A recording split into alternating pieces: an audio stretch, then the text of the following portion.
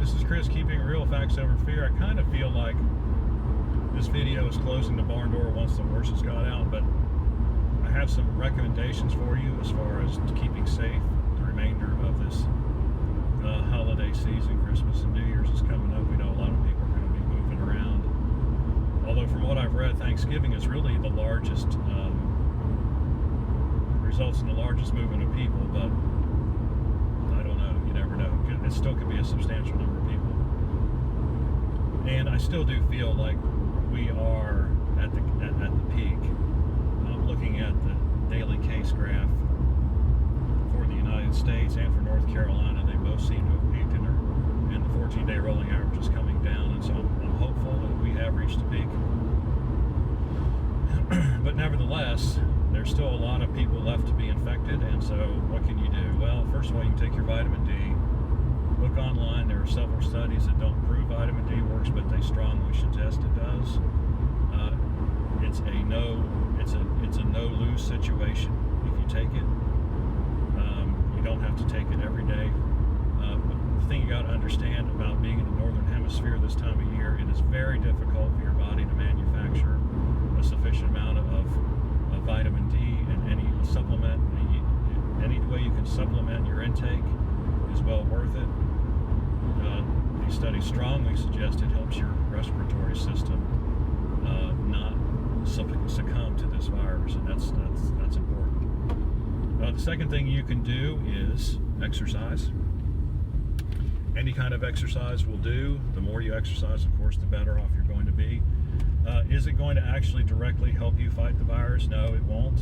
It won't make your immune system any stronger. But what it will do, it just stands to reason, right? That the better shape your cardiovascular system is in, the better it is able to withstand a viral attack. And that's just the way it is. You've got more reserve lung capacity. You've got better oxygenation,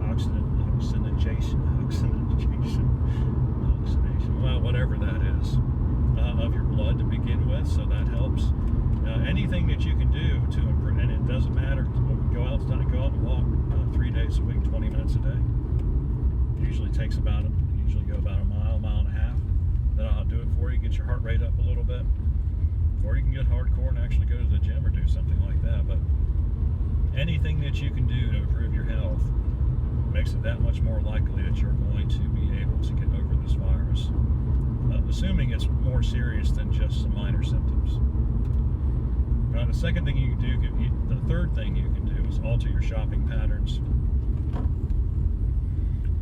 You think about what spreads coronavirus. It's mostly aerosol. You think about the store hours that most stores keep. They're closed at night. The best thing you can do if you're going to go to the store is get there right when they open. That's generally two things. Generally, that's when the least number of people are there. And the second part about that is that the virus has had the store ventilation system, the HVAC system, has had time to put in a bunch of makeup air into the system, therefore lowering the concentration of any viruses there. And of course, the virus has a half-life, even if it's in the air. And so that's all those factors mean that the beginning of the day at any store is the safest time to be there, when you're going to have the lowest possible exposure you can have. And so that's something to consider. I tend to do that. Not always, because I'm not terribly worried about getting it myself, or I think I've already had it. But if you're worried about it, and you need to go to the store, that's the best time of the day to go for the reasons I've outlined above. Okay. All right. Have any questions or comments? Leave them in the section below. Like and subscribe. We appreciate when you do, and we'll see you on the next fact-filled video.